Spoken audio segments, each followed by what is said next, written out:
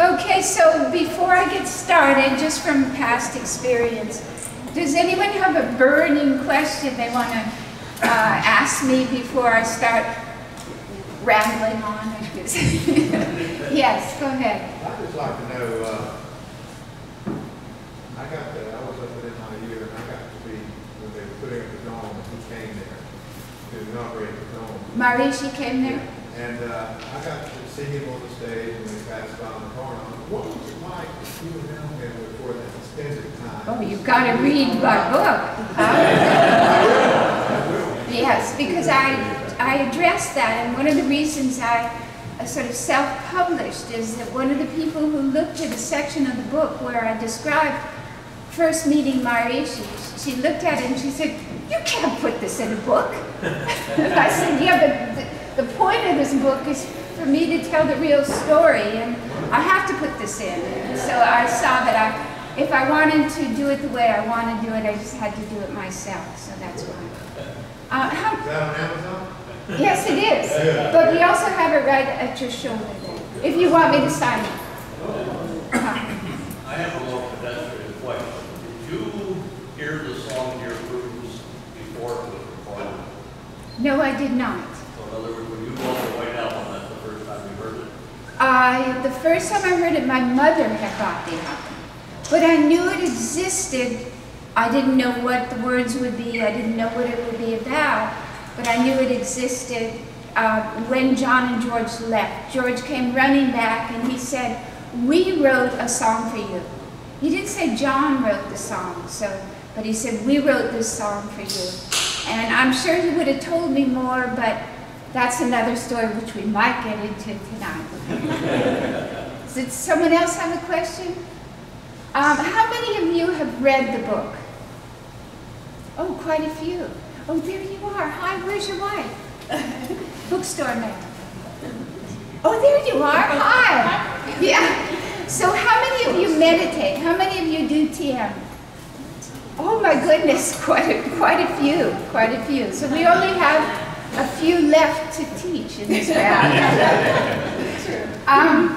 So let me begin with my story. Usually people ask me, they say, "Well, why now?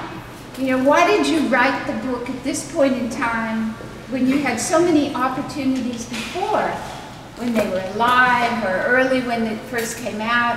Why did you wait until now to write the book?"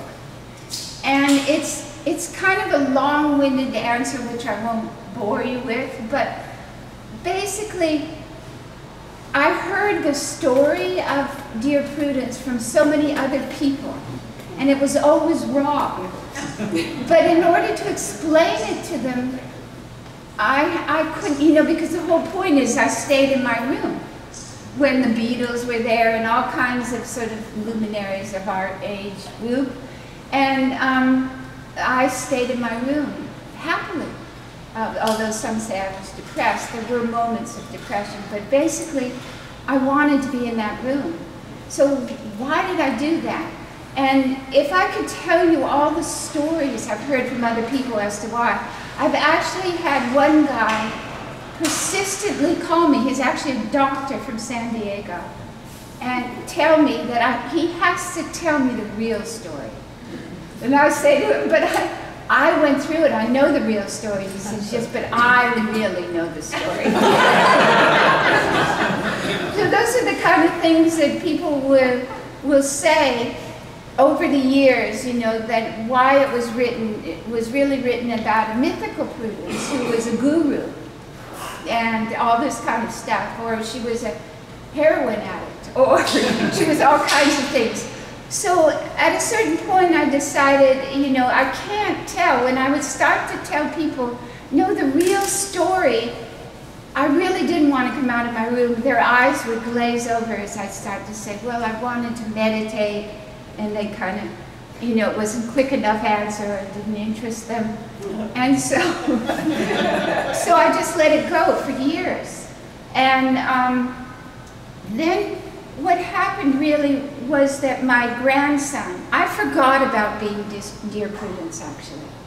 I totally forgot about it. My children not their children, but my children's generation, I guess they're called Generation X, I think.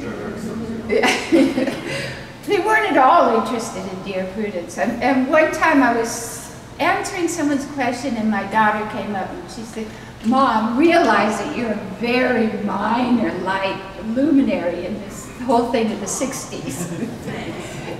No, but that's kids, isn't it? Yes. But so none of them were interested, and as I got older and became sort of, really the word is irrelevant to the culture. Then I just forgot about Dear Prudence, I really did. And so one day, I talk about this a little bit in the prologue, where my grandson comes to me and says, Grandma, I have a bunch of friends who want to meet you at our high school.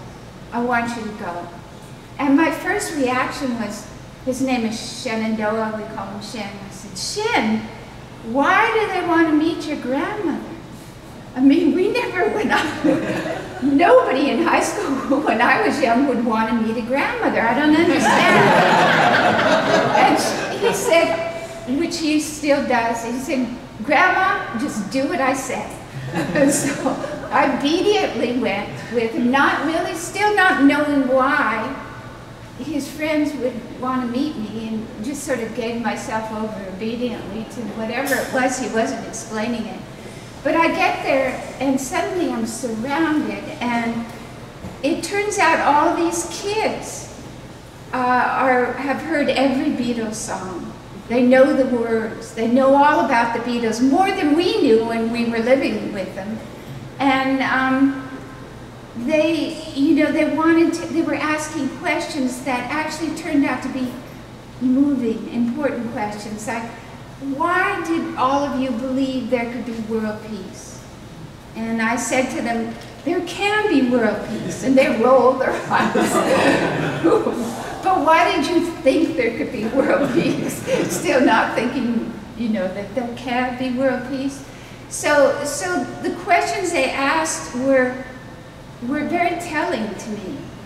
But the most important thing that happened for me is they were listening to me, because I've been, around my children's generation. They could care less, nobody was listening.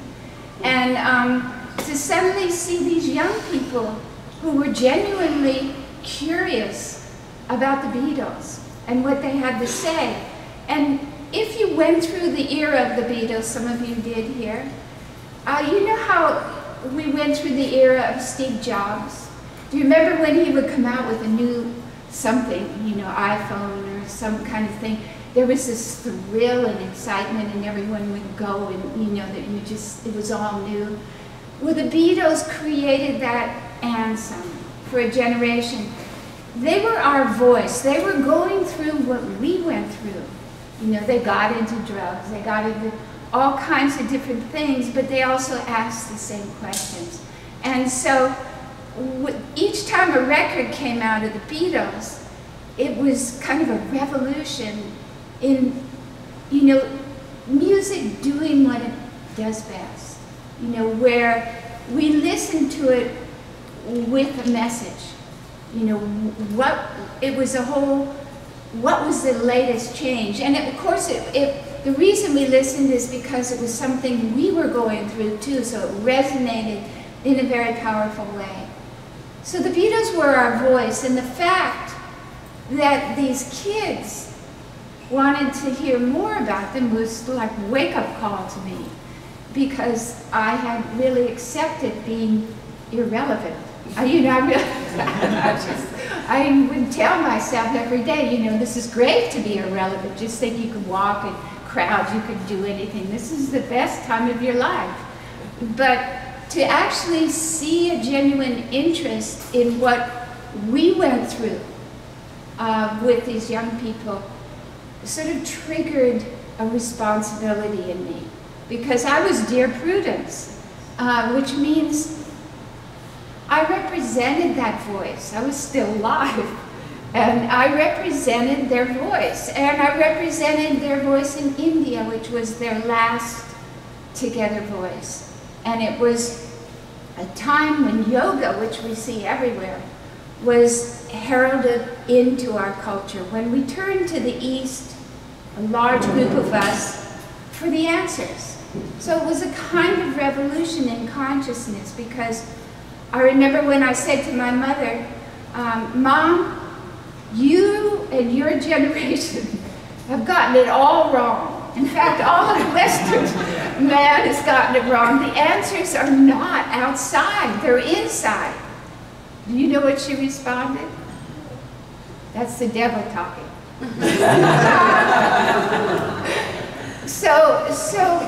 But it was a revolution in our consciousness, in the way we look at things, that would change, really I feel changes as a culture forever. And I think in a very good way, where we are, our young people are living more consciously in terms of the environment, in terms of their lives, in terms of the food they eat, in terms of everything they do. And that's very hopeful, because there was a certain point when everything was moving so fast for us that by the time we went to India, and I did all this long meditation, it was pretty heavy duty. I mean, it wasn't a small thing, because just going to India was a big thing back in those days. I mean, you didn't have telephones and computers. And the culture itself, everybody looked like they were from the Middle Ages.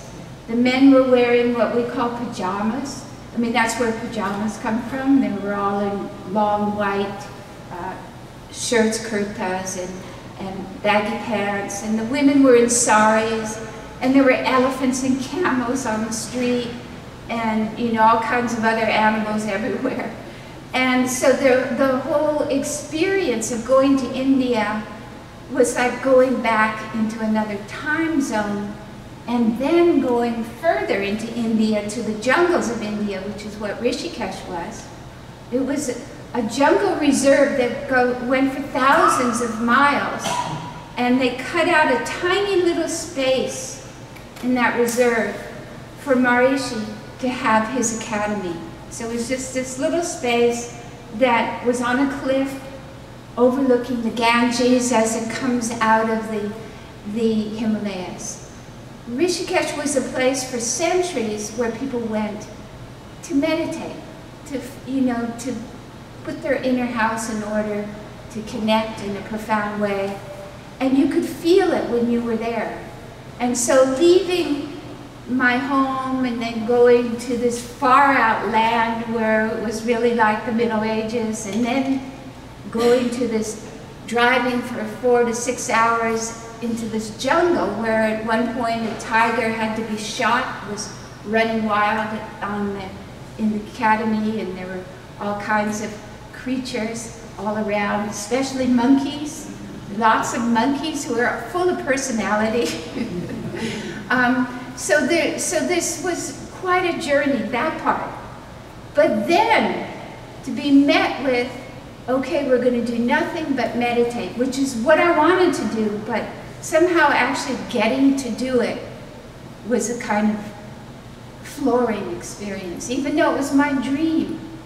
But just doing like 3.5, 4 months of nothing but meditating in this environment that was silent, with all kinds of strange animal noises and creatures, like, what are those scorpions? There were scorpions around. They didn't usually bite you unless you stepped on them or something, but they were all around. You could have stepped on them.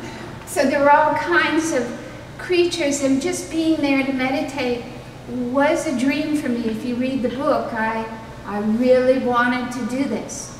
Now, backing up again to why I wrote the book, what I saw in these young people was a real appetite and respect and interest in what we were, what our voice was.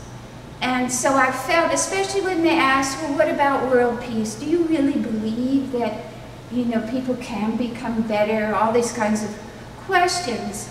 I felt more and more that I have to tell my story. And so that's when I decided I'd write the book. And because it's Dear Prudence, I felt a great responsibility to tell it honestly. And that's why I couldn't give it to an agent or to anybody. I had to do it, and at least I'd have been true to the story. Because my story is a lot of people's story. I mean, there was a group of us who went through very much the same stuff all together, as well as a collective sort of nervous breakdown or identity crisis. But we went through it together. And so my story turns out to be the story of a lot of people from that time. So it's, when you read it, I think you'll enjoy it. I kept it so it's moving, but it also shows you what brought us to that point and why did we turn to the East, so many of us, at that point in time. Why hadn't it happened before? What in our time brought us to that point where we were willing to renounce the way of our parents, of our culture, and turn towards the inner world. So that's how I wrote the book when I did, is that my grandson, his having me at the high school triggered the middle school, which triggered the lower school. So, but I'd always have, like, even at the very end, these little tiny people, but they all knew the Beatles.